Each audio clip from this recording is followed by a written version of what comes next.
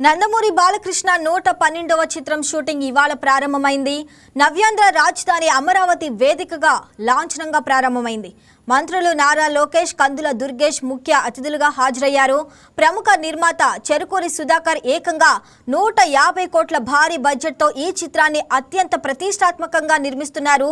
రాజధాని అమరావతిలో ఒక సినిమాను లాంచ్ చేయాలన్నది బాలకృష్ణ ఎప్పటి నుంచో అంటున్న మాట అని, ఆ కళ ఇప్పుడు తమ సినిమాతో నెరవేరుతుందని నిర్మాత చెరుకూరి సుధాకర్ అన్నారు. భవిష్యత్తులో ఏపీలో మరిన్ని ఫిలిం స్టూడియోలు ఏర్పాటయ్యే అవకాశాలు మెండుగా ఉన్నాయని సుధాకర్ ఆశాభావం వ్యక్తం చేశారు.